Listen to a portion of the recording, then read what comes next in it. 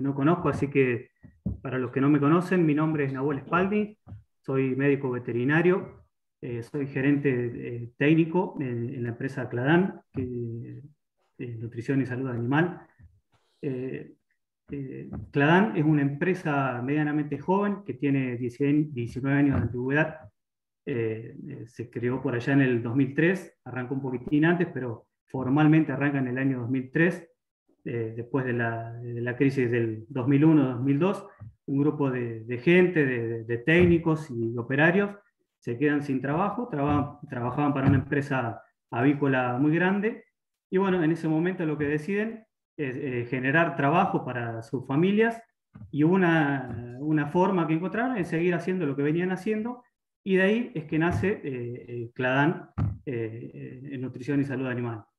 En ese momento empiezan de manera muy tranquila, dando los primeros pasos, asesorando y empezando a elaborar algunos correctores vitamínicos, minerales, en una estructura muy, muy sencilla. Y a la medida que van pasando los años, la empresa se consolida cada vez más, siempre buscando brindar soluciones a los productores, siempre ligado con el desarrollo, con la investigación y con tener lo último para brindarle lo mejor a sus asesorados. Es que crean también dentro de la empresa un departamento de investigación y desarrollo que hoy en día ocupa gran parte de los recursos de la empresa. También, como crece rápidamente en lo que es sector avícola, en un momento también deciden ampliar la gama y ser una empresa mucho más integral dentro de la nutrición animal a nivel país. Entonces que se empiezan a gestar las áreas de cerdos y rumiantes, y bueno, en una de esas ramas es que estamos nosotros, y manteniendo el corazón y el espíritu de Cladan, de tratar de brindarle soluciones a los productores y los últimos datos y todas las herramientas que sirvan para que ese productor pueda ser más eficiente, pueda tomar mejores decisiones. Es que decidimos en esta oportunidad juntarnos con la gente de AZ Group, que es un grupo de emprendedores muy jóvenes, que saben mucho, que tienen muchos contactos, trabajan con muchas empresas referentes de nuestro país. Y bueno, qué mejor que en un momento de estos, donde hace falta tomar decisiones, y la verdad es que cada equivocación cuesta demasiado dinero y tiempo, es que bueno, decidimos juntarnos con ellos y para que nos ayuden a tomar el mejor camino posible. En este caso, nos va a hablar el licenciado Diego Ponti. Va a arrancar con un primer bloque de lo que es la parte ganadera internacional, primero lo que es mercado internacional, y luego vamos a pasar a lo que es el mercado nacional. Y la idea es que primero él termine su disertación, al final de esto nosotros podamos hacer las preguntas, seguramente va a haber muchas preguntas, así que vamos a tratar de agruparlas para que no repetir conceptos, y bueno, como decía, lo vamos a hacer al final. De mi parte creo que ya está. Bueno, nada, que salga lo mejor posible, y a que se animen a preguntar, que la respuesta la van a tener del otro lado. Así que, Diego, adelante.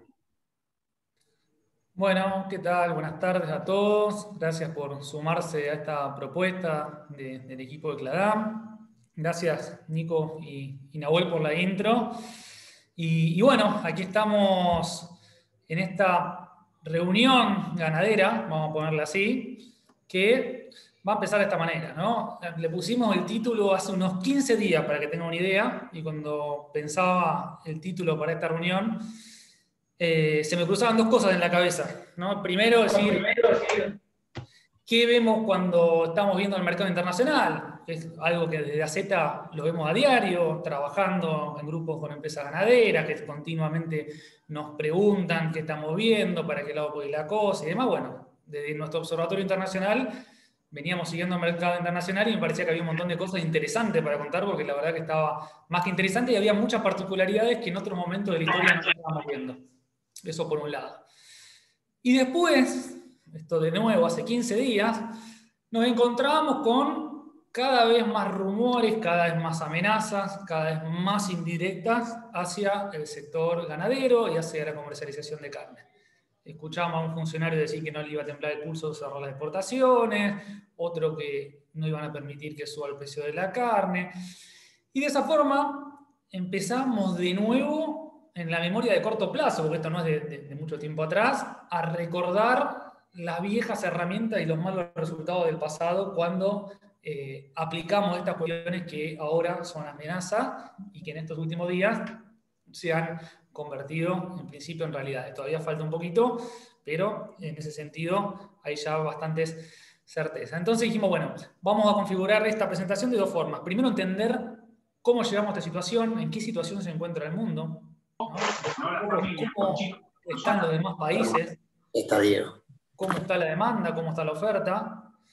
Y después, con ese mundo que dejamos, como diciendo, bueno, este es el diagnóstico que tenemos, ¿cuáles son los problemas, los temas que se presenta a Argentina? ¿No? Que siempre parece que da la sensación de que estamos pedaleando en el aire o que siempre estamos repitiendo los mismos errores del pasado. Entonces, bueno, un objetivo es también diagnóstico de Argentina, así como hacemos diagnóstico del mundo. Y después, un gran objetivo de esta presentación, y bien actual, es también contrastar con datos concretos y fundamentos un montón de todas las cuestiones que venimos escuchando en los medios, mediante a lo que es figuras políticas, opinadores y demás, el me parece, el creo, que la carne sube porque se está exportando toda, los exportadores que manejan el precio, los productores que retienen, bueno, todas esas cuestiones que están en el imaginario social, que está bueno contrastar, en el caso de que haya que contrastar, o apoyar en el caso de que haya que apoyar, con datos, ¿no? Ese es uno de los grandes objetivos de esta presentación.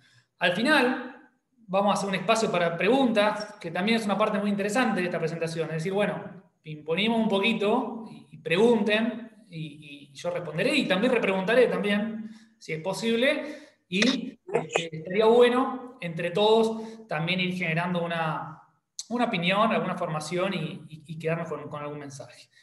Bien, dicho esto, arranco con lo que es primer capítulo, ¿no? Capítulo 1, un mundo de oportunidades. Este es el mundo que nos encontramos hoy, un mundo graficado en términos cárnicos, ¿no? Acá lo que te marca este mapa es dónde están los principales comedores de carne, ¿no? Básicamente y fácilmente, dónde están los países más consumidores de carne. Y ahí tenemos Norteamérica, tenemos Argentina, líderes en consumo de carne, y hoy vamos a hablar mucho de eso. Europa, que ya la mayoría nos suena, que es el destino tradicional de los cortes de alto valor y alto poder adquisitivo. Y Australia también, acá abajo a la derecha, como un país referente también a lo que es ganadería, ya sea en producción, exportación y en consumo.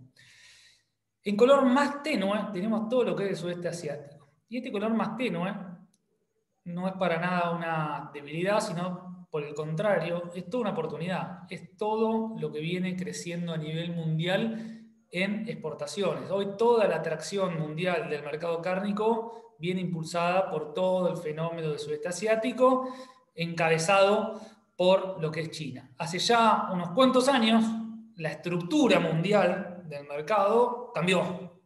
Antes hablábamos de Europa, de Estados Unidos, de algún que otro país más. De golpe empezamos a hablar de a poquito de los chinos, cada vez más, y hoy no hacemos otra cosa prácticamente que hablar de los chinos. En carne, en grano, en manufacturas, en cualquier rubro prácticamente están metidos los chinos. ¿Qué es lo que viene pasando en el mercado mundial en los últimos años? Bueno, tenemos esta situación. Hace muy poco, en el 2008, China no importaba prácticamente carne vacuna. Era un jugador de tercer plano, no era referencia para nadie, y de hecho no lo seguíamos de cerca a China y veíamos poco potencial por la cultura culinaria de China, por el bajo poder adquisitivo, porque era un gobierno cerrado, un partido único que maneja las cuestiones a su forma y distinto quizás a las formas que tenemos en Occidente. Bueno, pensamos que China era un actor marginal, sin embargo, año a año China fue incrementando su demanda de carne vacuna, lo que solemos escuchar, que mejoran los ingresos, que los chinos comen más carne, que viajan, que encuentran otras culturas, que vuelven a China y quieren volver a comer la carne que comieron en Europa, que mucha gente pasa del ámbito rural a las ciudades, etc. Bueno, todo eso impulsó el consumo de carne. Tanto es así que hoy China reúne el 30% del mercado internacional de carne. O sea, de todo el mercado mundial de carne, que son algo así como 10 millones de toneladas, China importa esas 3 millones de toneladas que vemos en pantalla, que es lo que este año importaría siguiendo su fase creciente de precios. 20% crecieron las importaciones de China en los primeros 3 meses de este año. Y este es un dato importante. De todo lo que compra China en el mundo de carne, el 75% proviene del Mercosur. Entonces el Mercosur es una región clave y estratégica para China para abastecerse de carne vacuna. Después abastece a otros países como por ejemplo Australia, que lo tiene muy cerca y es un gran proveedor de carne enfriada y de alta calidad. Sin embargo, para lo que es corte de carne congelada, que es más del 95% de lo que importa China, elige el Mercosur. Y ahí levanta la mano Brasil primero, Argentina después y Uruguay en tercer lugar. Bien. El problema de China es que es un comprador poco tradicional y que 2x3 le pasa algo y no deja de sorprendernos con muchas veces grandes sustos. ¿Por qué? Porque tuvimos un 2018 que apareció la peste porcina africana. Tuvimos un 2019 que el gobierno chino en un momento se le ocurrió intervenir en el mercado y decir no te pago más de esta plata. Eso fue para noviembre y diciembre del 19. Incluso algunos se animaron a decir que los chinos ya sabían del coronavirus un rato antes que nosotros y que se fueron anticipando y empezaron a pagar menos por la carne porque sabían que se les estaba complicando la situación fronteras hacia adentro. Y después todo el 2020 para China y para el mundo estuvo dominado por la lógica del COVID. China fue el primero que ingresó al COVID y el primero que salió también del COVID. Entonces, ¿qué nos dice esto? Que hoy tenés una dependencia muy grande de este cliente que 2x3 le pasa algo. Entonces también China le ha inyectado un cierto riesgo y volatilidad al mercado internacional de carnes. Antes estaba mucho más distribuido entre distintos países demandantes. Hoy el eje de nuevo está concentrado en lo que es China.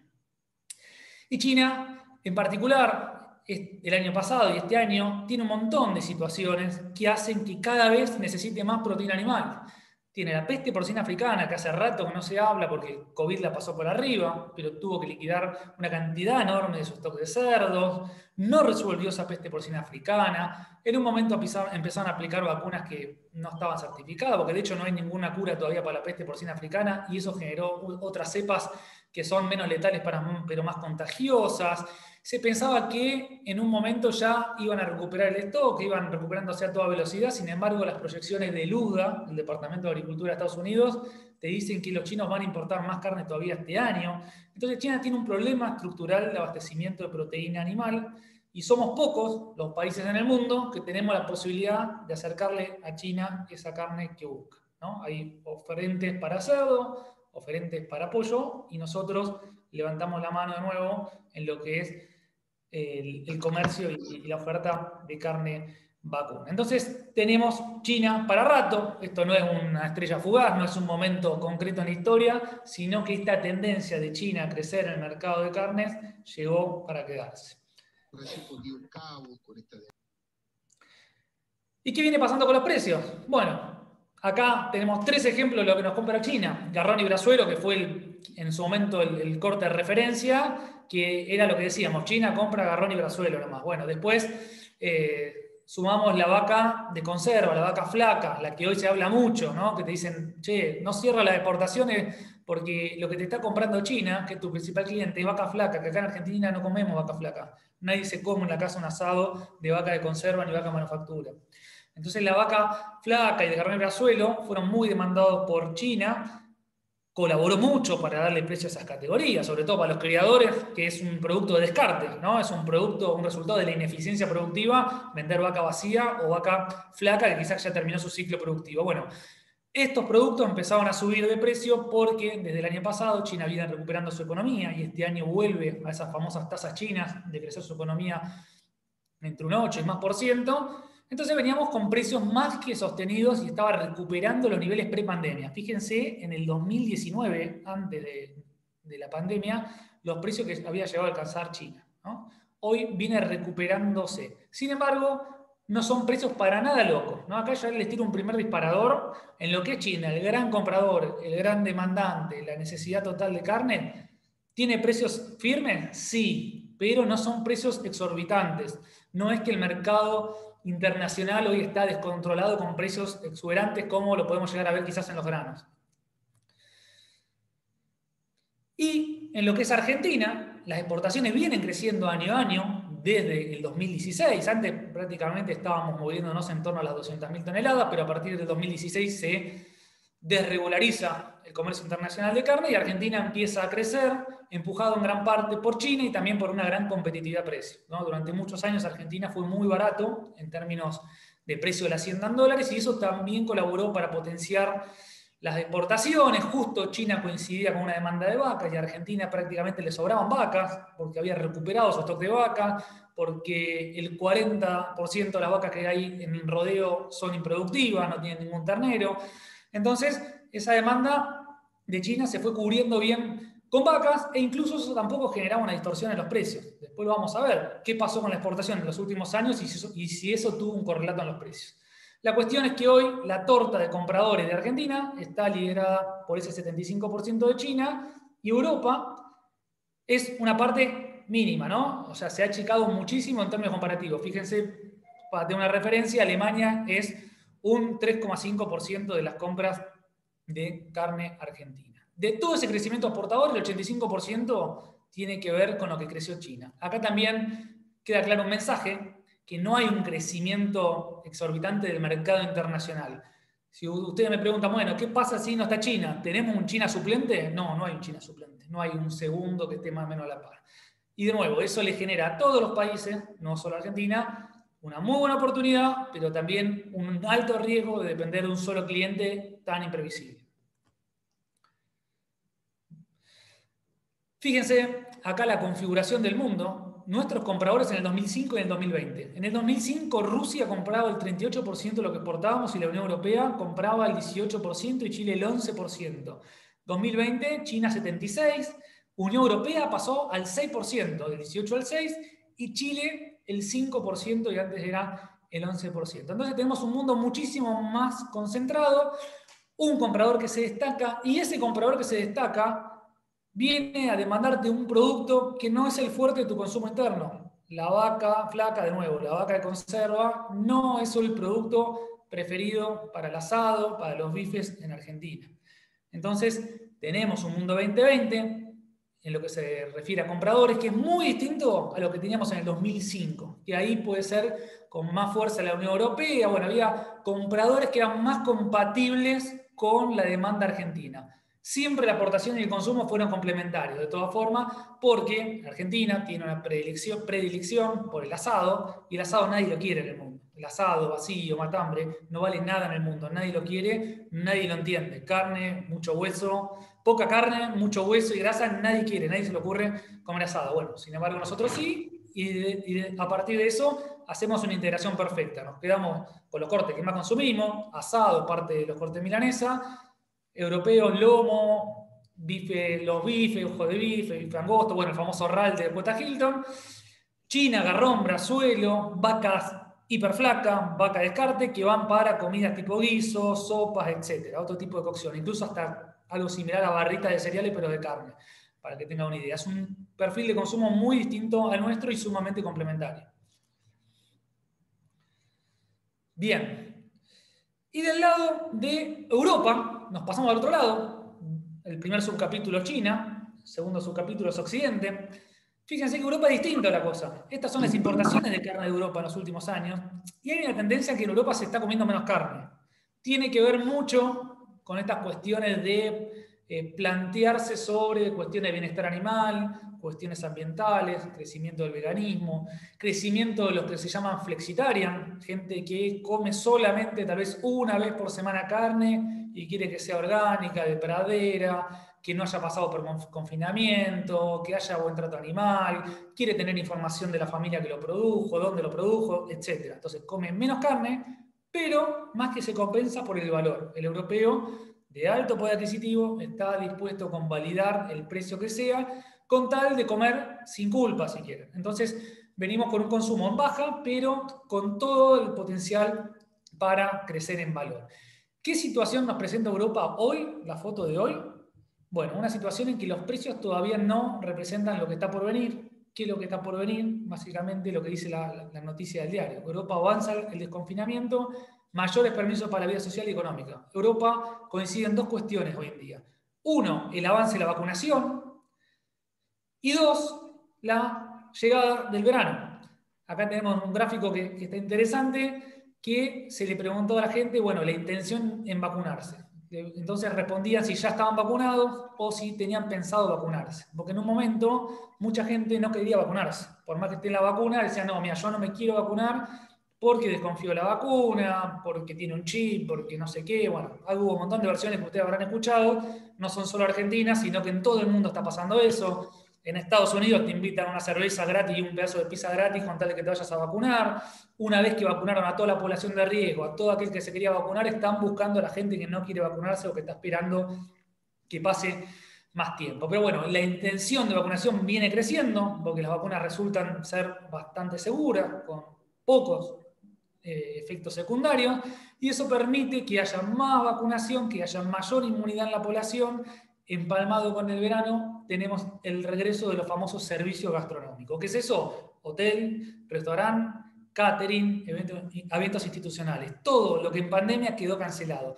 Lo que portamos nosotros, por lo general, no se consume a nivel hogar, se consume más que nada en estos lugares, se consume fuera de casa.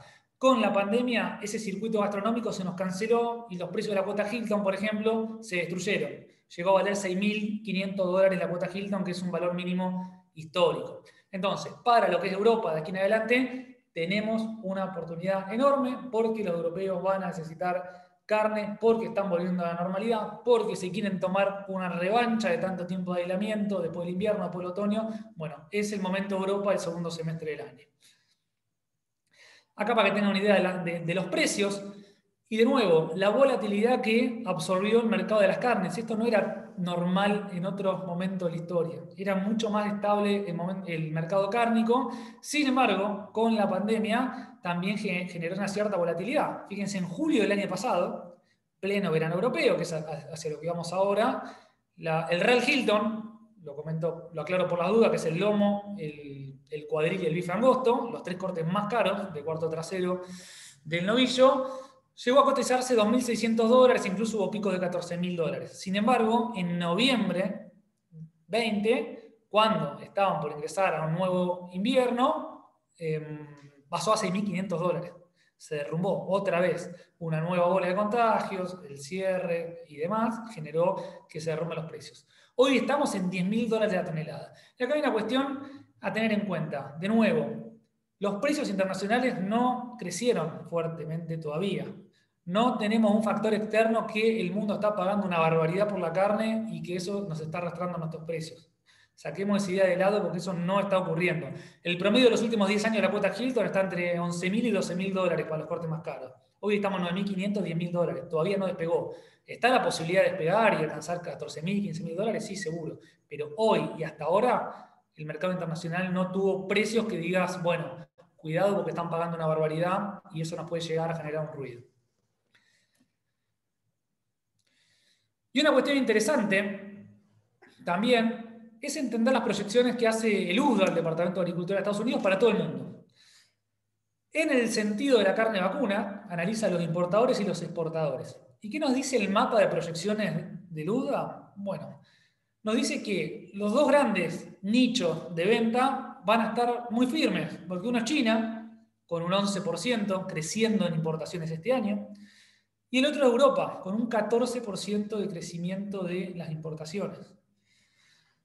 Otra cosa interesante que nos dice, fíjate que Australia va a reducir sus exportaciones.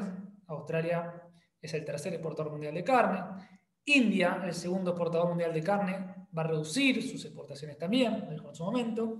Y Brasil, bueno, va a tener un crecimiento de 7 puntos y Argentina también va a decrecer en exportaciones. Entonces lo que estaba previendo es que entre los principales referentes iba a haber, no sé si una gran baja de exportaciones en promedio, pero sí que no iba a haber un crecimiento acorde a los crecimientos de la demanda de los principales nichos. Entonces era una proyección más que favorable, porque cruzaba los referentes de los dos lados y te coincidía con mejor precio. ¿Por qué? Porque había un mayor peso de los demandantes que de los oferentes. ¿Cuál es la situación hoy de los 3 principales exportadores del mundo? Tenés un Brasil que arrancó el año con una caída de 12% de la faena, en 12 puntos con respecto al primer cuatrimestre del año pasado. Un enero con un bache muy fuerte y después empezó a recuperar la exportación en Brasil, y una fuerte caída del consumo interno por inflación y crisis económica del COVID. La crisis económica que tenemos nosotros, la caída del consumo interno que tenemos nosotros, no es propia nuestra. Le está pasando en todo el mundo, está pasando en los países exportadores por naturaleza. Se está achicando la oferta, la producción, está aumentando la exportación por esta demanda internacional, se están achicando los consumos. India, que a veces no lo seguimos muy de cerca, porque nos parece en principio muy loco, el país de la vaca sagrada, que figure como exportadores. Bueno, la cuestión es que India exporta carne de búfalo, e India viene de varios periodos de achique de sus exportaciones. Para este año se espera que exporte 1.200.000 toneladas, que están por debajo del promedio de 2017-2019, que eran 1,6 millones de toneladas. ¿Qué clientes tiene India como principal cliente? Más que nada Vietnam. ¿Qué pasaba con Vietnam y con China? Bueno, había una relación media turbia, de hecho el canal se llama Gris, en el cual entraba carne por contrabando. ¿Qué hacía China? Durante mucho tiempo lo hizo y ahora lo está haciendo en muchísima menor medida, y en eso también en parte se explican el aumento de las importaciones de China. Empezó ahora a cancelar ese canal gris que era carne de contrabando. ¿Por qué China aplica esta estrategia? Para no generar mayor presión sobre el mercado internacional. Dice, yo China no te estoy comprando. El que está comprando Vietnam es otro. Sin embargo, lo que compra Vietnam se triangula y entra a China. Incluso Vietnam compra carne que probablemente sanitariamente no se adapta en China y pasaba por esos canales hacia China después. Aparecía de golpe una sobreimportación de carne de Vietnam y hacía muchísimo ruido, y después, investigando un poco, te das cuenta que gran parte de esa carne que compraba Vietnam terminaba yendo a China. Con esta cuestión de la peste porcina africana, los chinos dijeron, bueno, paremos un poquito con esto, estamos muy complicados con la peste porcina africana, tengamos más control sobre las fronteras, y en ese sentido se achicó bastante este canal gris. Y coincide esto con esta China comprando fuerte hacia afuera. Y por último, tercer exportador mundial de carne, Australia, una caída de la faena en esta primera parte del año entre un 22 y un 25%. Australia tiene una particularidad que lo hace distinto a los demás países exportadores, que es que es muy dependiente de los ciclos climáticos. Tiene 3 años que no cae una gota y entra en una fase de liquidación total de stock, y después pasa, por el contrario, una fase total de retención de stock. Bueno, hoy Australia, después de la lluvia del año pasado, está en una plena fase de retención de stock, y de esa forma empieza a achicar su producción y su exportación. Y los precios se van por las nubes, como ahora vamos a ver. Entonces, desde el lado de este jugador también tenés un bache de oferta internacional. Todo esto, de nuevo, genera y justifica esta cuestión de mercado internacional lleno de oportunidades, con una demanda que te pide carne y con países oferentes que vienen medio desgastados, llegan medio como erosionados, vienen medio diezmados a este 2021. Muchos también, si se quiere, por este efecto de China que me vino comprando todo en los últimos años, y bueno, ahora es momento de parar un poquito la pelota y estamos entrando en una fase de, entre comillas, pseudo retención, o sea, o no un crecimiento expansivo de la ganadería. Fíjense acá los precios internacionales, ¿no? Segundo factor a analizar. Dijimos, el precio de la carne no aumentó como se cree que quizás que aumentó en el mundo, ¿no? El precio que se comercializa en los cortes. Ahora, este es el precio de la carne de novillo en gancho de los principales referentes del Mercosur, sumado a Estados Unidos y Australia. ¿Qué nos dice este gráfico y estos números? Que en todo el mundo está subiendo el precio de la hacienda en pie y por lo tanto en gancho, ¿no? Acá se ponen los precios de la hacienda en gancho porque es la forma de comparar carne contra carne y evitar el efecto rendimiento entre distintos tipos de hacienda. Entonces, carne contra carne, hoy el mundo viene aumentando, todos los países aumentaron sus precios, y en lo que es, por ejemplo, el Mercosur, el promedio de este momento del año está un 43% arriba del año pasado. O sea, abril 21, el precio del novillo en gancho Mercosur está 43 puntos arriba de lo que fue abril 20. Pasa por Estados Unidos, Australia, les comenté, $5.20. Entonces, todos los países estamos en ese pelotón, todos nos encarecimos y todos estamos afrontando un problema de negocio, si se quiere, con lo que es la industria frigorífica. ¿Por qué? Porque la industria frigorífica se encuentra, por un lado, con estos costos, el precio de compra de la hacienda es entre un 75 y un 80% de los costos totales de la industria, y cuando se da vuelta para vender, se da cuenta que el mercado internacional está todo bien, que es un mundo de oportunidades, pero sin embargo la foto de hoy te dice que los precios no responden a estas subas. De ahí que a nivel internacional las industrias frigoríficas no están en el mejor momento, pero entusiasmadas hacia adelante. ¿Qué le permitía esto a Argentina? Bueno, si bien está caro hoy, $3,80 más los derechos de exportación que tiene Argentina, que los demás países no tienen derecho de exportación, bueno, al menos decías, estamos caros, pero los demás también están caros. No como en otro momento que yo estaba caro y los demás estaban baratos, entonces perdía clientes. O al revés, Argentina hace poco era el más barato. Fíjense las barras de Argentina, estamos en este nivel, estamos en $2,50, éramos el más barato del Mercosur. Sin embargo, de un día para otro, inflación, aumento del precio de Hacienda, tipo de cambio oficial, ¿no? Esto se mide a tipo de cambio oficial, porque es el tipo de cambio que exportan los frigoríficos. Un tipo de cambio oficial pisado o atado o regulado generó que el precio de la Hacienda en dólares en gancho llegue a los $3,80 y ya esté rozando los $4. Acá tenemos las variaciones en el mundo, para que vean que no es cuestión solo de Argentina, esta suba, sino que es algo internacional. Tenés menos oferta de carne, menos oferta de producción y otras cuestiones que ahora les voy a comentar. El índice de carne internacional que emplea FAO te muestra que la carne vacuna viene creciendo a un ritmo un poco menor que el promedio de todos los alimentos, que es Food Price Index, lo que es la carne a un ritmo menor que los demás alimentos, pero, como dice acá, viene el número, 7 meses consecutivos de suba luego de lo que fue el 2020. Entonces también a nivel internacional, de a poquito se va recalentando el mercado, empujado un poquito por China, un poquito por Europa que se empieza a acomodar, Estados Unidos también, que está a la vanguardia en lo que es vacunación e inmunización de la población. Tenemos Israel, que ahora entró en una contienda con Palestina, pero Israel ya estaban llegando los rabinos a certificar la faena kosher para exportar carne hacia ese destino. Líder en vacunación, líder en inmunización de la población, uno de nuestros principales clientes. Bueno, eso también iba a empujar el mercado internacional de carne. Tenemos una posibilidad enorme para potenciar esa famosa integración de red que hace el frigorífico. Y esto es lo que les decía también. Algo que vienen pegando hoy en las producciones y que explica también que aumente el precio de la hacienda y de la carne en gancho es la suba del precio del maíz. El maíz sí que se disparó y acá sí que tenemos una anomalía a nivel estadístico de los precios. Estamos en este nivel, $265, cuando el promedio lo teníamos marcado por esta línea, apenas casi llegando a $160 la tonelada. El maíz se disparó a nivel internacional, algunas fallas a nivel productivo en lo que es Estados Unidos, perspectivas negativas para lo que es la safrinha de Brasil, y sobre todo un jugador que emerge, y lo tenemos que mencionar de nuevo, que es China. Fíjense lo que le compraba China a Estados Unidos de maíz en los últimos años, previo al 2020, 2021, y lo que le está comprando en esta última campaña. De nuevo, China está cambiando la configuración de la demanda y genera estos saltos de precio. También te distorsiona por todos lados. Por un lado el precio de la carne, por otro lado también el precio del maíz. Tenemos hoy un maíz que le pega fuerte a todas las producciones ganaderas, todas las producciones pecuarias, aves, porcinos, los tambos también, para los alimentos balanceados, concentrados, etc. Bueno, todo el mundo está en la misma situación. Los problemas que nosotros podemos llegar a tener en un feedlot, en Argentina, los tiene hoy todo el mundo. De hecho, ¿qué se está hablando en el mundo? En China, en Brasil. Bueno, ¿cómo podemos hacer para engordar bajando un poquito la participación del maíz?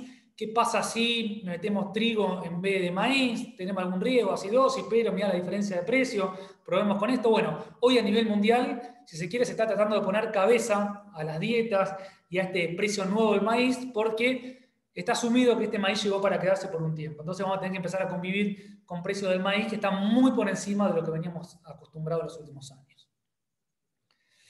Conclusiones de este primer capítulo. Entonces tenemos más demanda de los compradores, una oferta restringida. Entonces para la famosa ley de oferta y demanda parece sencillo, las curvas se tienen que cruzar en un punto más alto del que veníamos, subas globales de precios de la hacienda, precios de la carne que aún no acompañan las subas de ese precio de la hacienda, y segundo semestre con recuperación de Europa, dejando atrás la pandemia, y fortalecimiento y potenciación sería de todo lo que es el mercado de China. Así que el mundo, como decía al principio, es un mundo de oportunidades y lo que nos encontramos hoy en día, y así llegamos a nuestra realidad argentina de esta semana.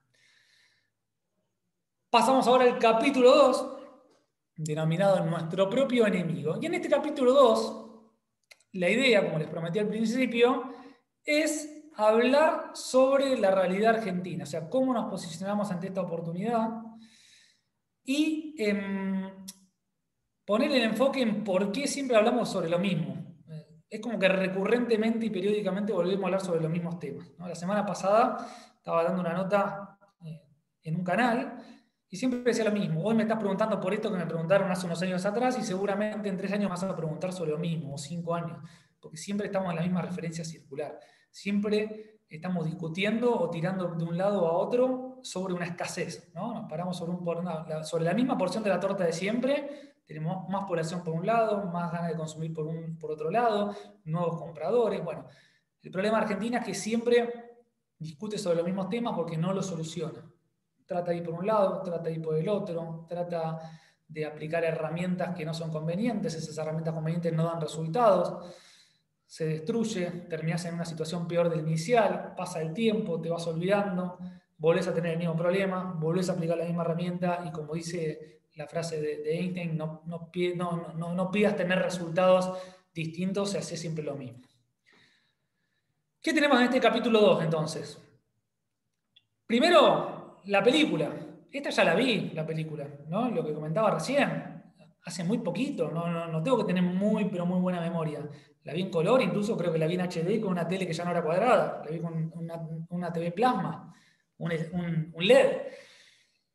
La película que estamos viendo hoy, o que comenzó a rodarse de nuevo con más fuerza en estos días, es la película que vimos hace poquitos años, que empezó en el 2006, cuando arrancamos con los ROE, que aparecían como registros de exportación, que en principio tenían un espíritu sano, que era mayor control, era para transparentar la cadena, para tener un registro de lo que se exportaba. O sea, el espíritu, como muchas veces pasa con estas resoluciones, parece que es bueno, que la idea parece que es interesante.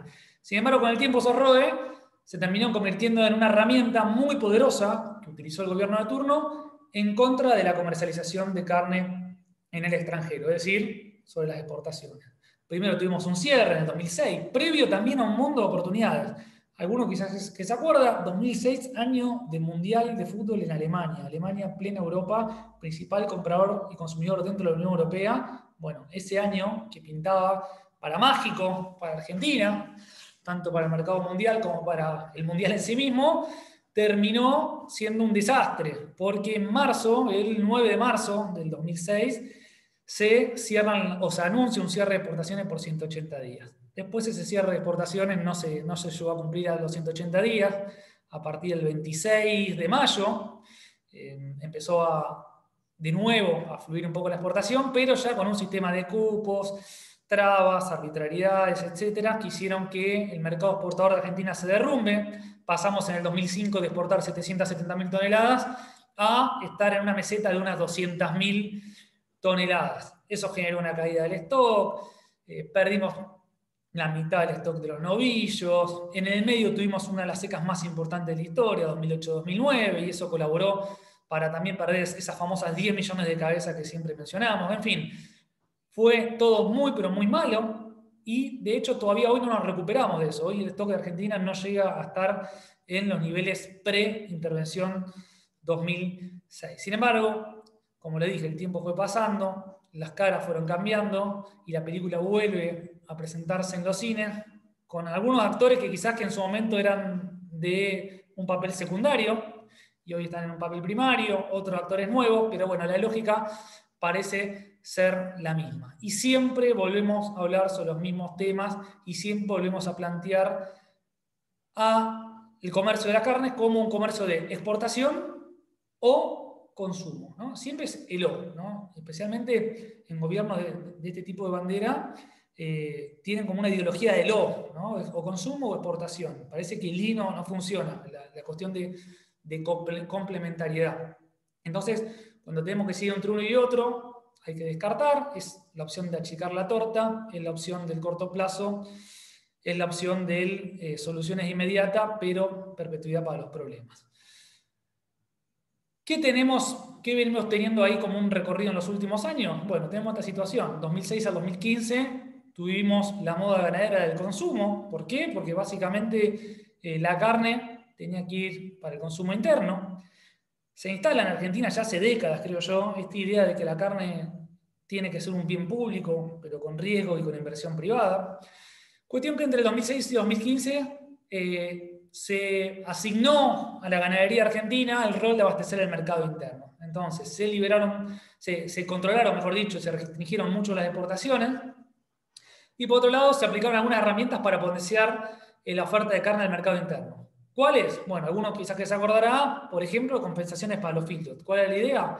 Bueno, yo te subsidio el maíz y la soja, porque era una dieta compuesta por maíz y soja, de forma tal que vos encierres más, que crezca el feedlot, porque el feedlot me sirve mucho, porque es un sistema productivo que en 4 meses me permite tener un ternero liviano para consumo en el mercado. Y me da una respuesta inmediata. Si vos me decís, ganadero, que las decisiones de hoy impactan en 3 años, yo en 3 años no estoy.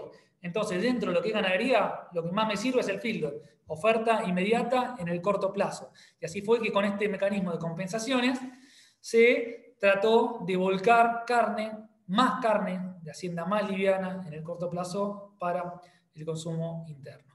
Después cambiamos de paradigma, cambio de gobierno a partir del 2016, asume el gobierno de Mauricio Macri y ahí lo que se plantea es que hay que convivir con las dos cuestiones. Dejamos de lado el lobo y asumimos el I. El I era consumo y exportación.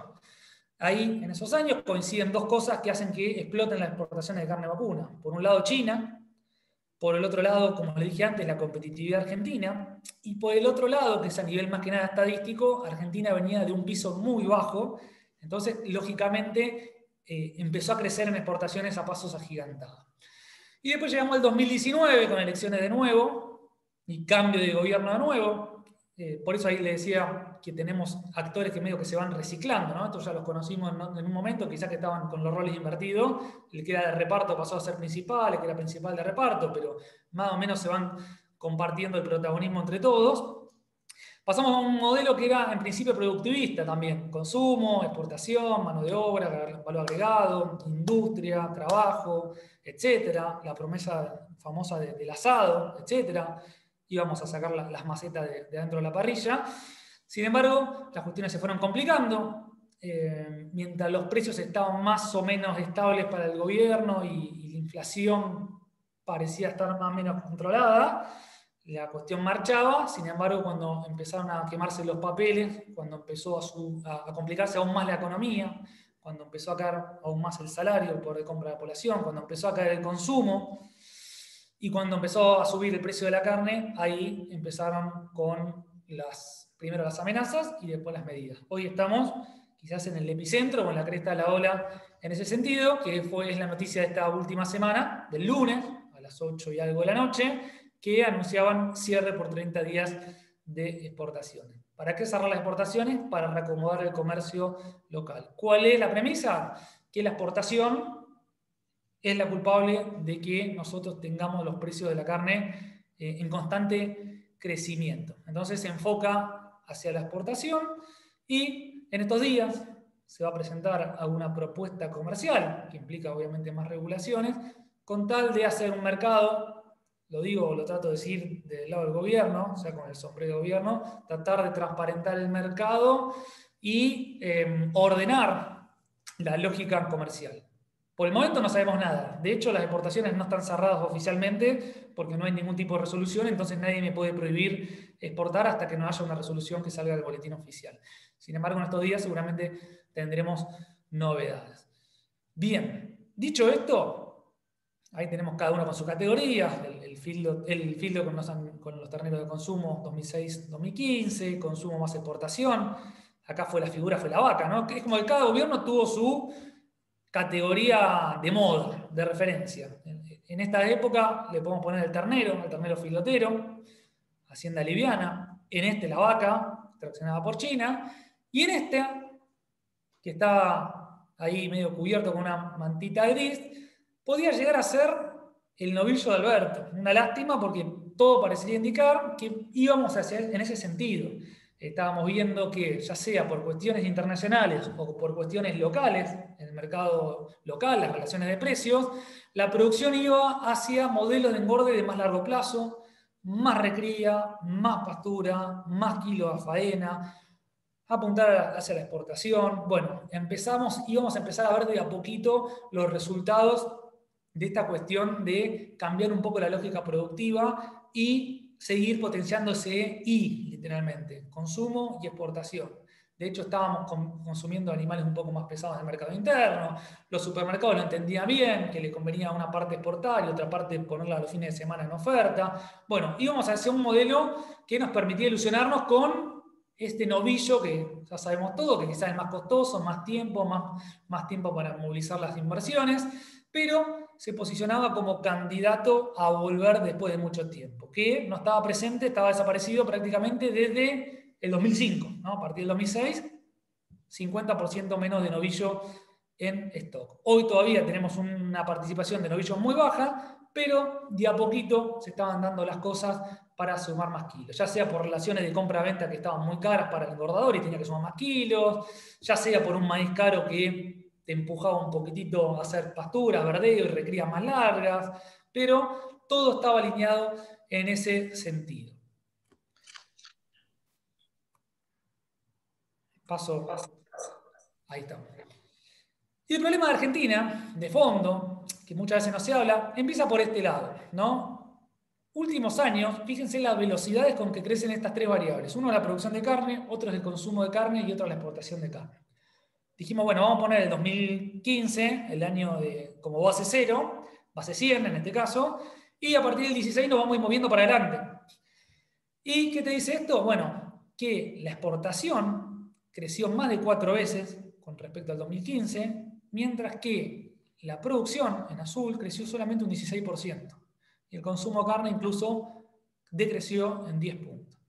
Cuando vamos a los números absolutos, nos damos cuenta que entre el 2016 y el 2020 crecieron en 700.000 las toneladas exportadas, mientras que la producción creció en 441.000 toneladas y el consumo interno decreció en 263.000 toneladas. La velocidad o el ritmo comercial exportador fue muy superior a la respuesta que pudo dar la producción. Y esto generó un achique en el consumo. Esto es independientemente de los precios del consumo. Por más que vos regales la carne, que esté hiper barata, si vos no importás carne vacuna, como marca la historia argentina, tenés más o menos la misma producción siempre, o creciendo muy lentamente, y creces en exportación, vas a tener menos carne para el consumo interno. Toda esa carne la dividís por la cantidad de habitantes y sale el famoso número de consumo por habitante.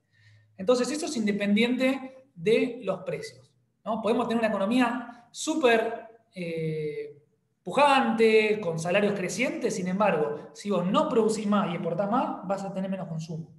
El precio después es una expresión monetaria de esas relaciones de variables.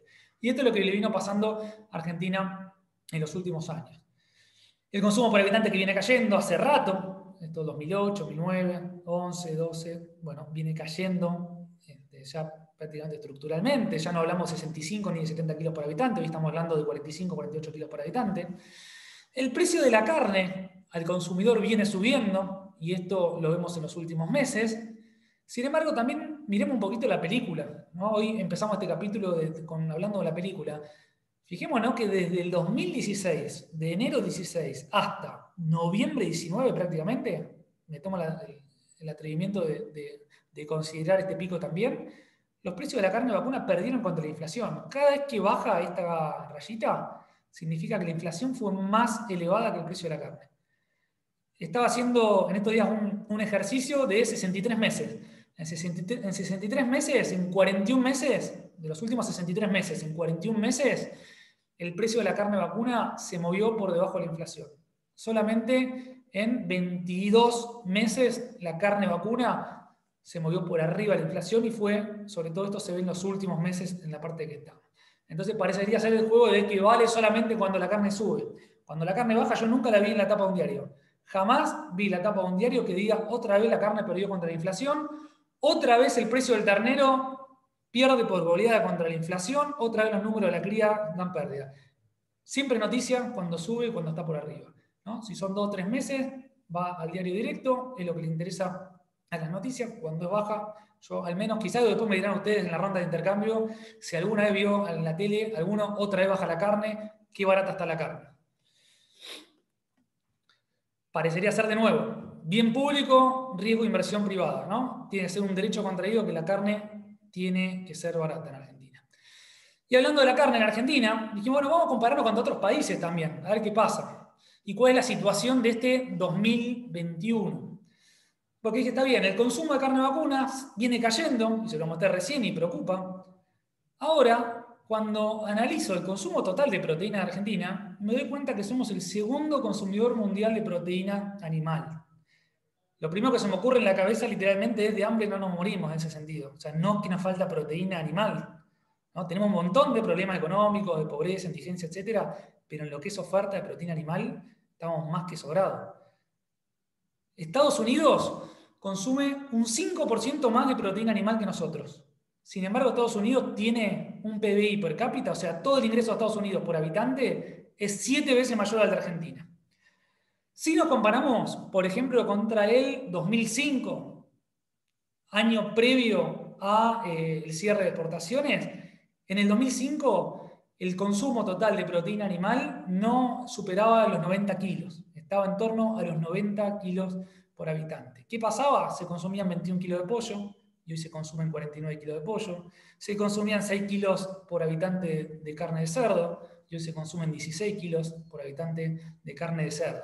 Entonces, en el 2005-2006, si quieren, entre comillas, podía tener un poco más de sentido cuidar la mesa a los argentinos. No comer carne vacuna significaba caer drásticamente en lo que es el consumo de proteína animal.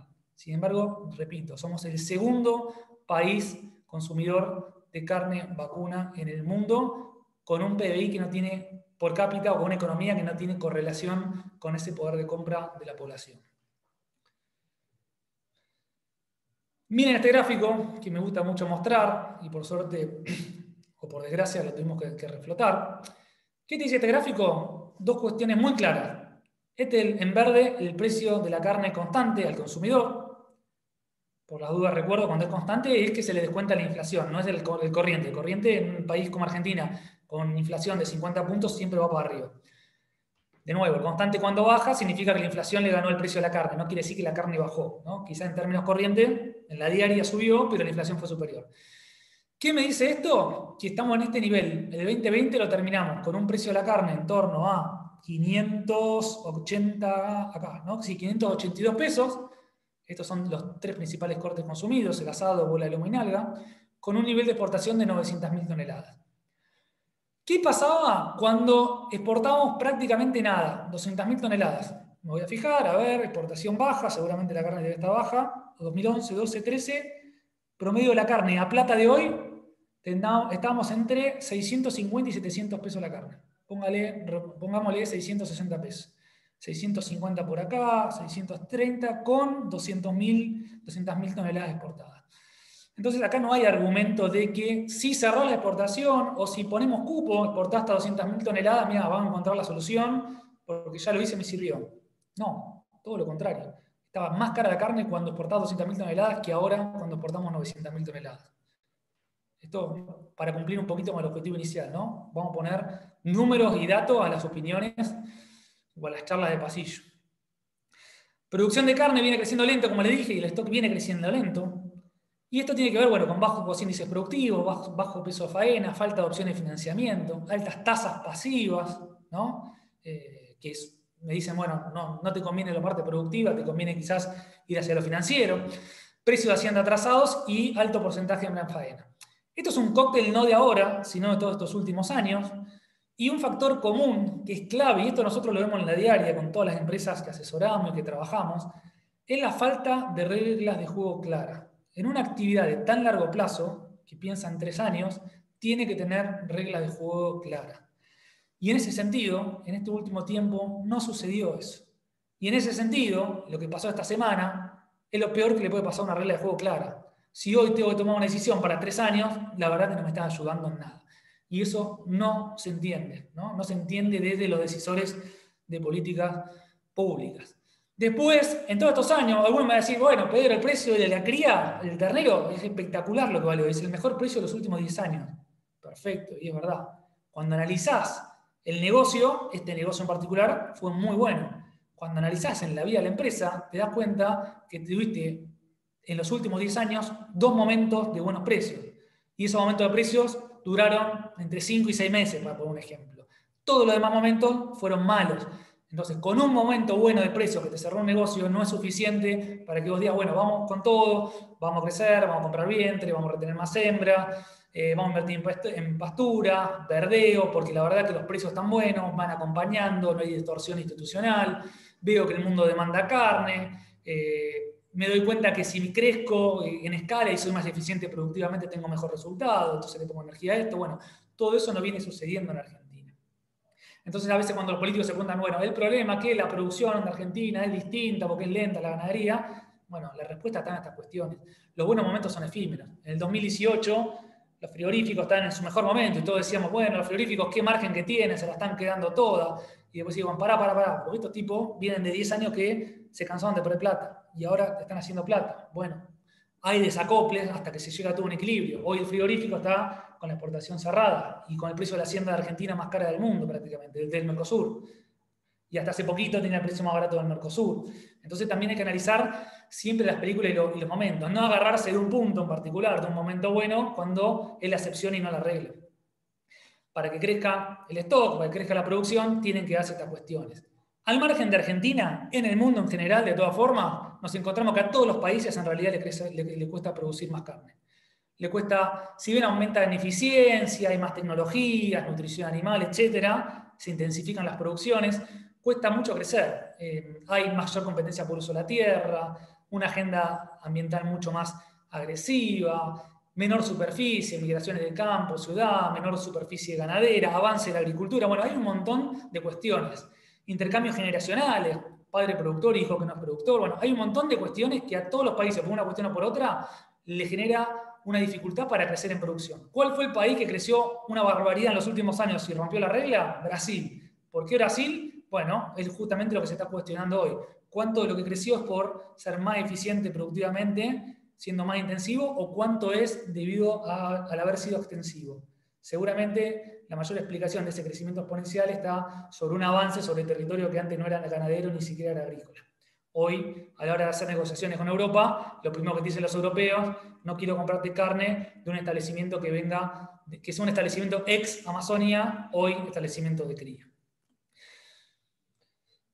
Y remontándonos a la historia, para tener una idea, me parece interesante también, ayer me pasaron, para decir la verdad, que me inspiró esta diapositiva, no la tenía pensado compartir, pero me llegó un audio por WhatsApp, que era una entrevista que le hacían al presidente y hablaba de que, no sé, quizás que alguno después me va a comentar en los comentarios, se lo escuchó seguramente, que en la época, que el problema es que no crecía la producción y que la última vez que había crecido, algo así era la idea, había sido en la época de Perón, que teníamos 3 millones de cabezas de stock, y yo ahí me agarré a cabeza, porque no me cerraban los números para nada, 3 millones de cabezas de stock no me cerraban los 55 que yo tengo en la cabeza y que vimos recién, pero no importa, entonces dije, bueno, vamos a chequear de nuevo. Yo hace muchísimos años me dedico a esto, estoy seguro que hubo una confusión de mensaje, un error, y más allá de ese error, que lo puede ya tener cualquiera, me puse a ver cómo venía la historia. Y la cuestión es que en la historia el crecimiento de la producción de carne tiene una tendencia creciente, pero es lento, ¿verdad? Fíjense, esta línea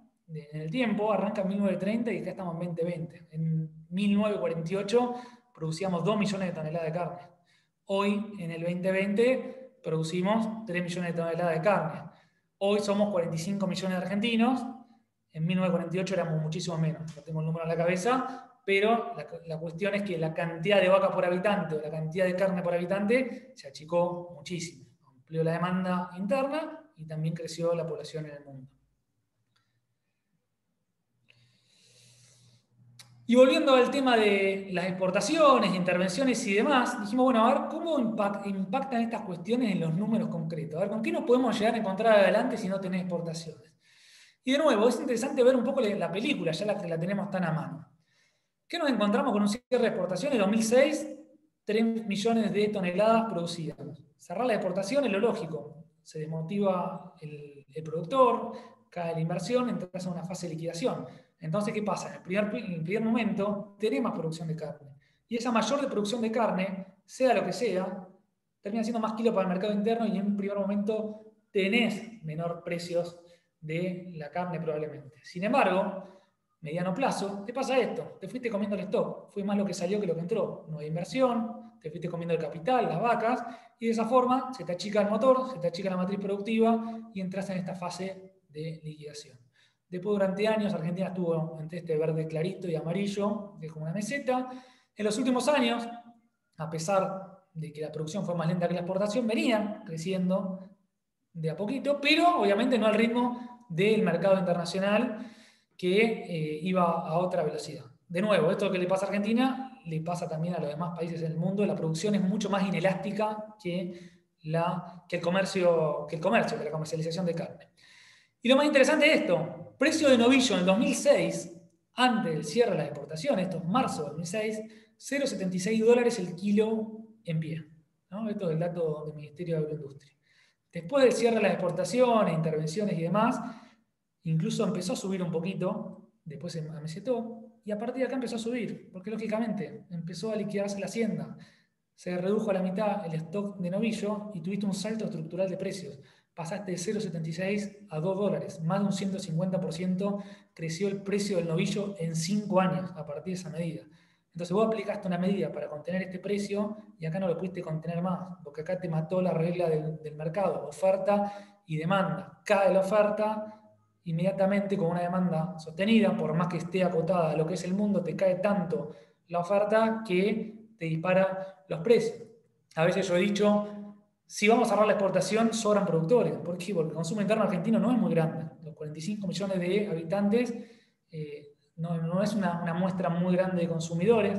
También hay una cierta tendencia a estabilizarse un poco el consumo de carne. Entonces, tenés una sobreoferta. Si hay una sobreoferta, se corrige inmediatamente en el mercado con caída de precios. ¿Cómo llegamos hoy a un novillo de $1.30? Esto es del año pasado. Ahora está por arriba de este $1.30 el novillo. Pero lo que voy es que acá no hay magia, es una cuestión técnica, teórica, nada más que hay que analizarla en distintos momentos de tiempo. Ahora, ¿qué pasa? Hay que ver, de nuevo, para entender bien la lógica del mercado, hay que entender un poco qué está viendo el otro, cuál es el objetivo del otro. Mis objetivos y mi visión puede ser distinta a la del otro, y ahí hay un tema interesante, ¿no? ¿Cómo evalúas vos tus tiempos? Quizás que ustedes... Uno me dirá, yo estoy pensando hoy, estaba tomando decisiones de acá a 3 años, otro me dirá, mira, yo implanté una pastura, 4 años de amortización, otro quizás que estaba pensando más en el corto plazo. Bueno, eso del lado de la producción. Quizás que para el gobierno el objetivo a largo plazo es octubre. Entonces está una cuestión que te dice, yo quiero bajar los precios de la carne y entiendo que cerrando la exportación bajo el precio de la carne. Que vos me digas que después te vas a quedar sin hacienda ahí, que en 5 años vas a tener la carne cara, dicen 5 años... Ojalá que estemos de pie, más o menos, ¿no? La respuesta. Entonces hay distintas miradas, distintas visiones, distintos intereses y objetivos en ese sentido. Y eso juega en contra de una actividad de ciclos largos en un país de ciclo corto. En este gráfico, ¿qué vemos? Hicimos un resumen de qué pasó en los últimos 6 años de elecciones peronistas. Por eso arrancamos del 2005 al 2015, con el precio de la carne. Y otra vez, para indexarlo, para llevarlo todo al mismo nivel, arrancamos de los eneros. ¿Qué nos dice este gráfico? Muchas cosas. Uno, que de los 6 años que tuvimos elecciones peronistas, el último, repito, 2015, lo que después asumió el gobierno de Mauricio Macri, en todos esos años, en 4 de los 6 años, el precio de la carne llega a octubre más barato que lo que estaba a principio de año, en enero. En los 6 años, el pico de precios se da entre abril y mayo, en la situación que estamos ahora. Tenemos 2 excepciones. Una del 2005, que el 2005 tuvo la particularidad de ser la previa de cierre de exportaciones, justamente. Entonces, en el 2005 llegaba hasta octubre con un precio más alto que el de enero. Y la segunda excepción tiene que ver con lo que les mostré recién, 2009. 2009 ya estamos en la cola de la liquidación, se empezaba a sentir esta falta de oferta y empezaba a despegar de nuevo el precio de la carne. Tercer conclusión, dije, una la de los mayo, otra que 4 de 6 años baja. La tercera en todos los años, después de octubre, el precio de la carne sube. Se afloja un poco la presión, se afloja incluso a veces con lo que es el pisamiento o la pisada del tipo de cambio, y esto hace coincidir que en todos estos años, después de octubre, hay un recomendamiento de precios, se libera un poquito la tensión sobre el control y los precios levantan, ¿no? Ya sea por cuestiones ganaderas, como también por cuestiones que hacen a la macroeconomía, de nuevo, como el tipo de cambio y la inflación. Consumo de carne que hoy lo tenemos en este nivel, medido en el poder de compra de los consumidores. Me decís, bueno, ¿qué está pasando hoy con el salario mínimo? ¿Cuántos kilos de asado yo puedo comprar con un salario mínimo? 34 kilos de asado. ¿Cuál es el promedio de los últimos años? 62 kilos. Claro está que el poder de compra se fue al piso. Estamos en niveles mínimos históricos. Entonces la pregunta que nos hacemos acá, y otro de los objetivos de esta reunión, es decir, che, ¿el precio de la carne está caro realmente o nosotros estamos baratos? Los sueldos están baratos, ¿no? Me voy un poquito a la economía y me fijo a ver cómo viene la economía argentina en los últimos años. Bueno, ahí me doy cuenta que el PBI, que básicamente todo lo que ingresa, todo lo que produce Argentina a nivel economía, lo dividimos por habitante para tener el PBI per cápita, para tener un indicador de cuál es el ingreso per cápita por habitante, sería ingreso por habitante. Tenés una caída desde este punto a este punto, de $14.600 por habitante a $8.500 por habitante. Esto quiere decir que todos los años el crecimiento de la economía fue negativo, fue decreciente. Y a su vez la pobreza y la indigencia fueron creciendo. Tenés un país que es más pobre, porque no crece, porque no genera riqueza, porque no invierte en capital, porque no genera trabajo. Entonces, la carne y todas las demás cosas nos parecen caras. Nada más que la carne tiene la particularidad de ser un bien prácticamente de interés cultural y de nuevo, tiene que estar barato por decreto prácticamente. Eso en otros países les aseguro que no pasa. Y también, para ponerle un poco de número, escuché a algunos políticos que decían, no, nosotros no podemos pagar la carne como la está pagando el europeo y nuestros compradores de carne, es una locura, somos el país de las vacas. Bueno, aproveché hoy que tenemos internet, no tengo que viajar a ningún lado, no le tengo que preguntar a ningún amigo ni familiar que está en el exterior, y me metí, por ejemplo, en la página de un supermercado en Francia. Y me fijé, a ver, ¿cuánto está la carne? Kilo de carne, 49 euros. ¿No?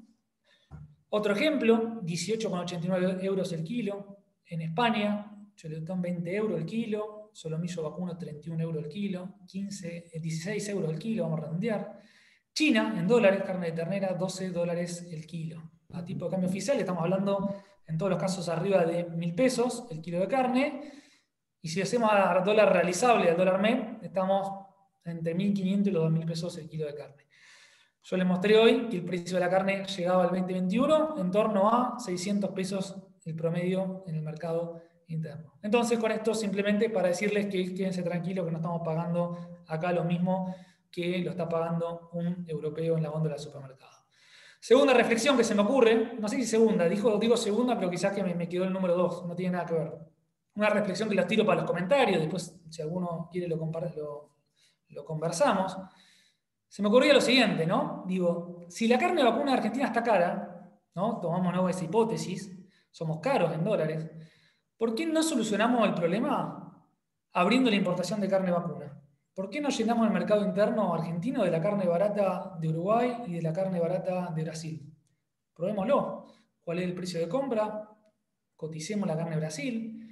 Carguémosle todos los impuestos que arrancan en la frontera. Ya debe haber impuesto al uso del oxígeno argentino aproximadamente, que hace que desde que toca el suelo argentino hasta que llega al supermercado, le viene toda una avalancha de impuestos que sobre lo que ya no es un precio competitivo, termina siendo hiper descompetitivo, para ponerle un nombre. Pero se me ocurre, como una idea de tiro, creo que nadie tendría problema. Decir, bueno, abrir las importaciones, probemos cuánto está la carne en Brasil, cuánto está en Uruguay, y compremos. De esa forma le competimos a los productores que forman precios, el precio de la carne está cara, a los exportadores y lo mismo. Podría ser una solución imparcial, si quieren, de libre mercado. Bien. Y para entender, y vamos ya cerrando un poquito esta presentación y vamos a la ronda de preguntas, hice acá un esquema de ganadores y perdedores. ¿Cuáles son los ganadores? ¿Quiénes son los ganadores y quiénes son los perdedores cuando intervenís un mercado? Cuando cerrás una exportación o amenazás que vas a cerrar una exportación. Y la primera conclusión que les doy es que todos pierden pero en distintos momentos. Hay momentos en que uno quizás que no pierde tanto o que gana, pero en definitiva todos terminan perdiendo. ¿Por qué? Porque se achica la torta.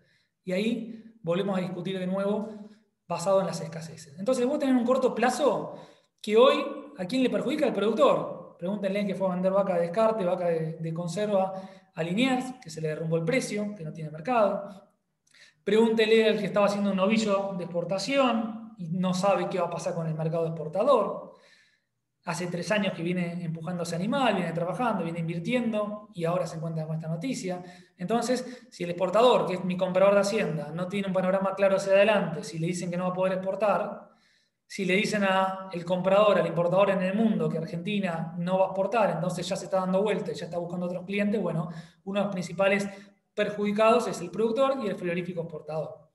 En el corto plazo, ¿quién puede ser beneficiado? El gobierno. ¿Por qué? Probablemente si inundás el mercado de carne, por más que la carne no sea, decimos nosotros, la predilecta por Argentina, no dejan de ser 900.000 toneladas que se volcarían al mercado interno y de alguna forma generarían en el corto plazo una contención de precios. Bueno, el gobierno podría decir, bueno, viste, era el problema de la exportación, llegamos tranquilos a octubre, calmamos un poquito las aguas, atacamos la inflación y tuvimos razón, corto plazo.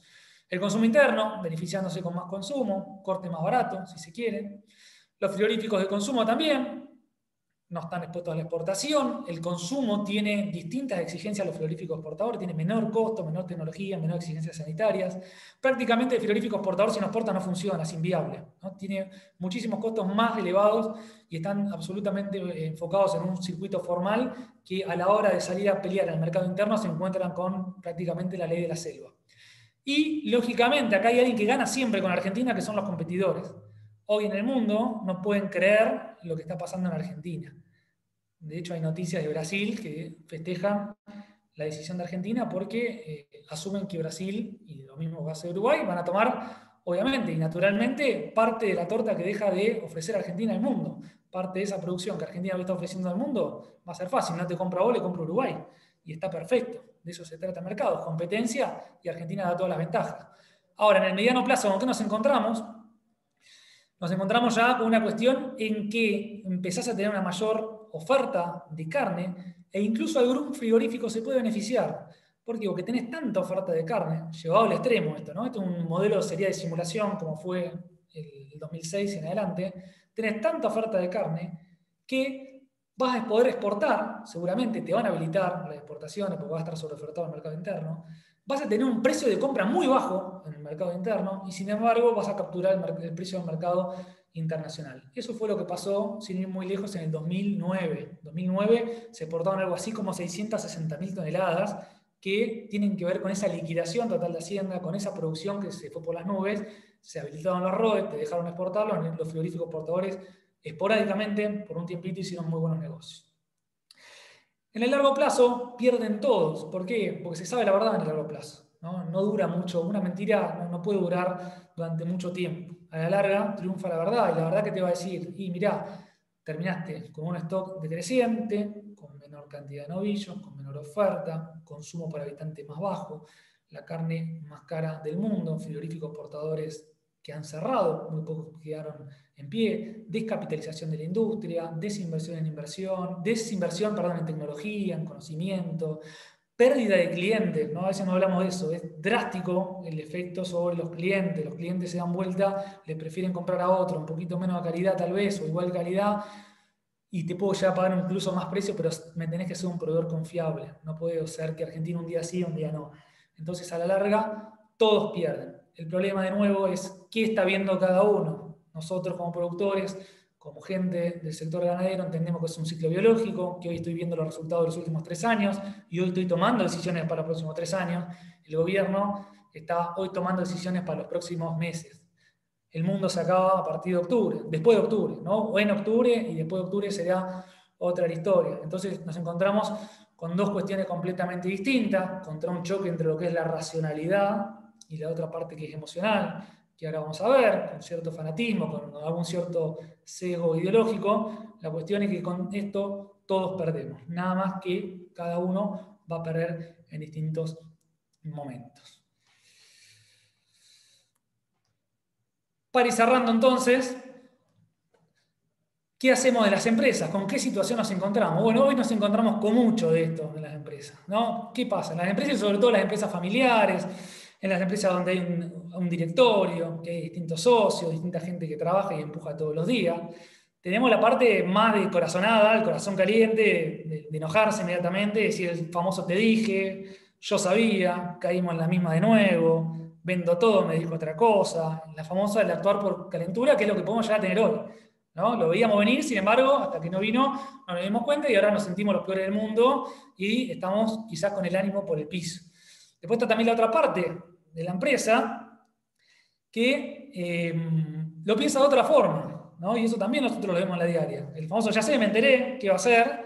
Pero calmate un poco. Dice, bueno, ¿qué podemos hacer con este escenario? ¿Planteamos escenario? ¿Veníamos proyectando esto? Nosotros desde al principio de año, por ejemplo, hicimos un ejercicio de 4 escenarios posibles y uno de los escenarios era este que está sucediendo ahora. Claramente era el escenario negativo, ¿no? Entonces, tenemos un plan B, trazamos distintas rutas en el camino para entender qué podemos hacer en caso de emergencia. Otra pregunta que hoy nos estamos haciendo, y invito a hacerse ustedes también, ¿qué aprendimos del pasado? Yo estoy seguro que la mayoría que me está escuchando ahora vivió el cierre de exportación en el 2006, seguramente. Algunos será quizás muy chico, pero seguramente lo vivió. Bueno, ¿qué aprendimos de ese momento? ¿Cómo lo vivimos? ¿Cómo lo transcurrimos? ¿Qué hicimos?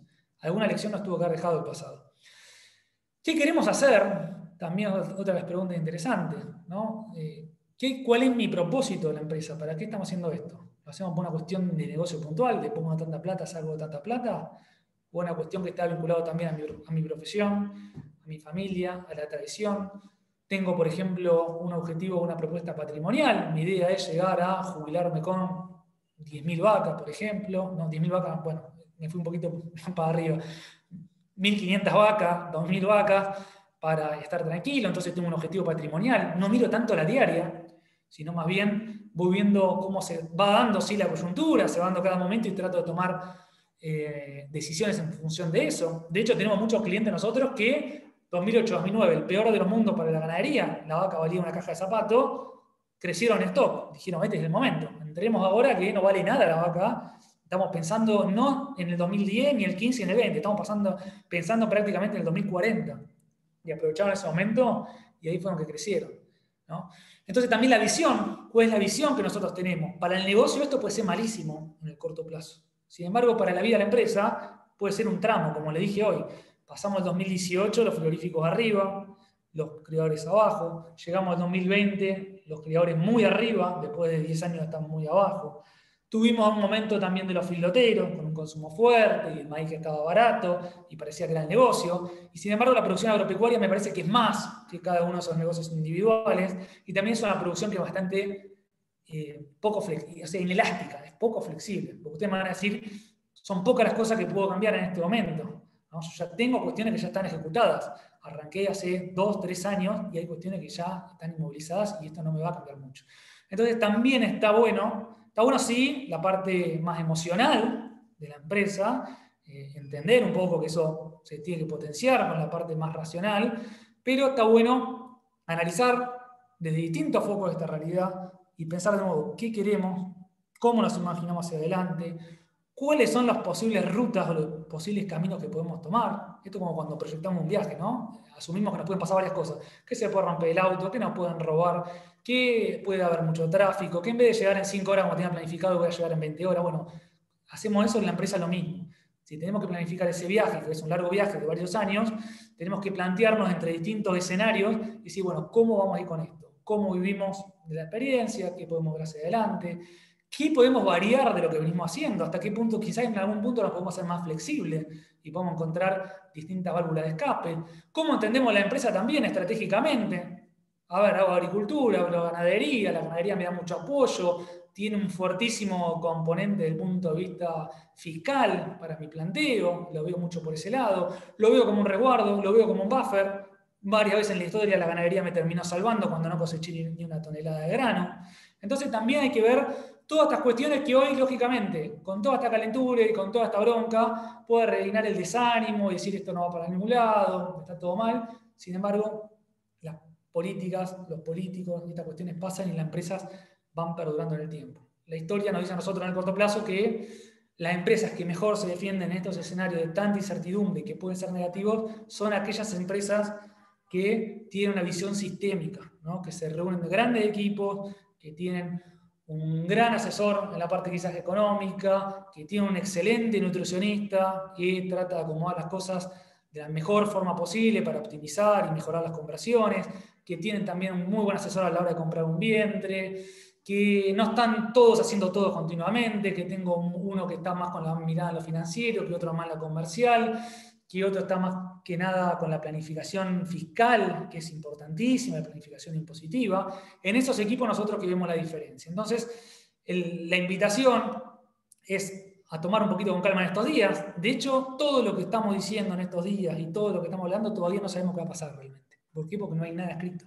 O de hecho, hemos hablado con operadores que están exportando, por ejemplo. ¿Por qué están exportando? Porque ¿cómo no van a exportar si no está en ningún lado escrito que no se puede exportar? Habrá nuevas reglas de juego, asumimos por la historia reciente que son perjudiciales para la ganadería, sin embargo no nos anticipemos, pero sí me parece que es el momento para tratar de unir las dos partes, para sentarnos a pensar y decir, bueno, probablemente tengamos una mala noticia, ¿qué queremos hacer? ¿Para qué lado queremos ir? ¿Cuál es nuestro objetivo? Pongámonos de acuerdo y en ese sentido canalicemos todas nuestras energías. Dicho esto, ahora sí, doy fin a la presentación. Les agradezco muchísimo al haber estado ya 1 hora y 27, que más o menos lo que tenía planificado, acompañando esta presentación. Espero que le haya servido a todos, que hayamos cumplido el objetivo, que era de entender un poquito cómo llegamos a esta situación, qué oportunidades o desoportunidades teníamos hoy en este mundo ganadero 2021 y sobre todo, obligatoriamente, ¿no? Esto tuvimos que virar un poquitito sobre la marcha, poner datos y fundamentos concretos a tantas opiniones, tantas noticias, tantas cuestiones que están dando vuelta hoy en la actualidad, ¿no? Entonces, me parecía eso, tratar de que todos ustedes se lleven un fundamento firme y que esto en definitiva les sirva para tomar mejores decisiones en sus empresas. Así que bueno, de nuevo muchas gracias. Pasamos ahora a las preguntas, si es que hay preguntas. Excelente, Diego, excelente. Muy bueno, totalmente plagada de datos. La verdad que nos diste un paneo tanto internacional como nacional impresionante. Está bueno que haya sido grabada porque también yo calculo que la vamos a ver varias veces para internalizar todos estos datos, así que muy buena, muy buena. Yo un poco tomando tus palabras, de que esta película realmente la vimos por televisor LED, ya estábamos en el fragor de la lucha en ese momento nosotros, y espero que no se vuelva a repetir. Y la otra frase que tomo tuya también, el o, y prefiero tomar el i, digamos, y pensando que este gobierno, los que nos gobiernan, los que elegimos, los que nos lideran, tomen una decisión lo más racional posible, pensando sobre todo en un productor que está haciendo exportación, que compró un ternero que ya estaba caro por lo financiero, no sé qué, que hizo una pastura implantó, pensando en tenerlo un año, que le va a tener que dar mucho maíz, que por lo que comentaste no va a bajar demasiado el precio, así que está arriesgando mucho, fiel a su mentalidad positiva, como son los ganaderos en nuestro país. ¿Qué panorama ves para adelante de ese animal? Si la exportación va a seguir creciendo, si va a ser posible ese I, que vamos a poder crecer en algunos kilos para nuestro mercado interno, pero a su vez vender más kilos afuera y de mayor valor, viendo un poco China, que cada vez demanda cortes de mayor valor. Ya, de hecho, ya nos están pidiendo algunos productores y estamos evaluando algunas situaciones, así que vos ves que se puede llegar a agrandar esa famosa torta de cantidad de toneladas producidas y a su vez de mejor valor, de mayor calidad, en los próximos 2-3 años, en el mediano plazo, digamos. Mirá, acá tenemos que trazar de nuevo los escenarios, ¿no? Lo que comenté varias veces. Hoy te tengo que parar en escenarios posibles para tener una idea de lo que puede llegar a pasar. Si vos tenés un cierre de exportación, que eso no lo veo, porque el cierre de exportación es lo que dijimos ayer de hecho, pasó también en el 2006, como les comentaba hoy, y fueron unos días nomás. Incluso es peor lo que puede llegar a mí después, en el sentido de que sí es un manejo arbitrario. Pero en un escenario negativo, tenés que pensar qué pasa en un escenario negativo. Bueno, tengo un menor mercado externo, probablemente también tenga alguna ayuda, entre comillas, ayuda, desde el punto de vista de lo que es la alimentación, por ejemplo, el maíz, ¿no? Recordemos también, en algún pasaje lo comenté, en su momento te cerraban las exportaciones, te limitaban las exportaciones, para decir verdad, el objetivo del mercado interno, y ese empuje al mercado interno era con un maíz que era muy barato, estaba subsidiado, ¿no? En su momento. Entonces, de nuevo, estemos atentos también a esas cuestiones. En un escenario negativo sería más enfocado al mercado interno, un regreso quizás a los modelos más cortos, a más cortoplacistas, que quizás más intensivos de corral. Me vas a decir, con estos precios del maíz es imposible. Bueno, también hay que prever un escenario que quizás este precio del maíz no sé si se va a seguir validando hacia adelante, pero me imagino en ese sentido. No me imagino un mercado alterado para lo que es tanto lo que es la vaca, lo que compra China, esta vaca flaca, vaca conserva, que es la que menos compite, si se quiere decir la palabra compite con el consumo argentino. En ese sentido no veo quizás que haya cambio drástico. Me imagino algún sistema de comercialización distinto, saliendo lineal, pero no me imagino un cambio drástico, pero quizás me imagino sí un regreso hacia pesos más livianos y hacia un cortoplacismo como fue en su momento. Después, si tenés un escenario que decís, bueno, esto es algo temporal, que es realmente un reacomodamiento de jugadores, que vamos a limpiar a algunos compradores que están distorsionando el mercado, que te voy a cambiar alguna regla de juego en la práctica, pero después te voy a dejar exportar, si cumplís con una parte con el consumo interno y la otra parte la exportás. Bueno, lo mismo, vamos a estar, me imagino, en un negocio de nuevo muy controlado, muy fino.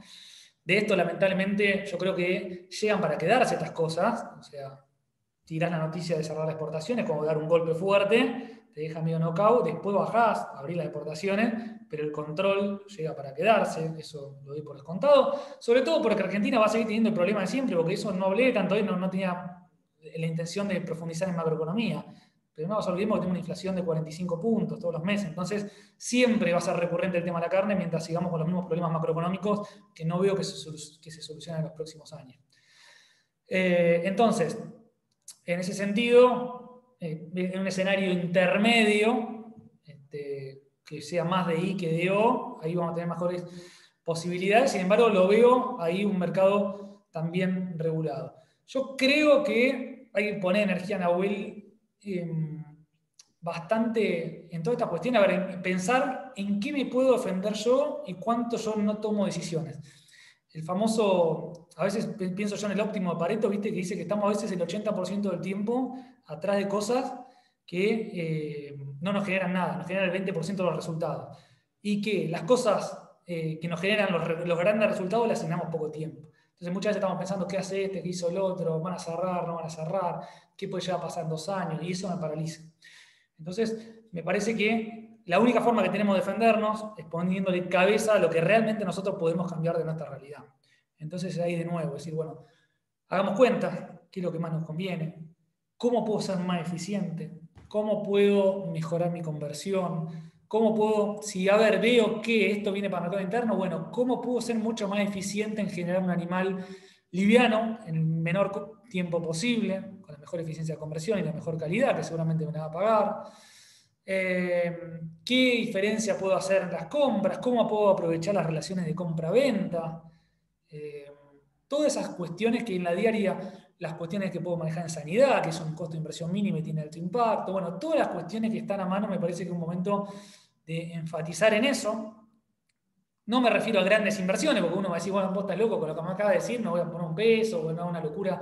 No, yo no digo nada de hacer una transformación, pero sí, afinar el lápiz, entender distintas alternativas de negocio, cuáles son los recursos que tengo y cuáles son mis ventajas competitivas también, ¿no? Vengo con un know-how de hace muchas décadas, muchos años, gente trabajando, recursos, que eso no se puede desplomar de un día para otro. O no podemos estar mutando continuamente, diciendo, che, vamos a hacer soja porque hoy vale $600 en Chicago, no se usa más la ganadería, después volvemos a la ganadería, eso no existe. Entonces, pensemos y pongamos todo eso en la balanza. ¿Cuál es mi ventaja competitiva? ¿Cuál es mi oportunidad? Y a partir de ahí tomamos decisiones. Hay empresas que hoy están más fuertes y pueden bancar y tienen una estrategia que quizás que diversificar, porque hay mucha incertidumbre y dicen voy a diversificar, no voy a ir a fondo.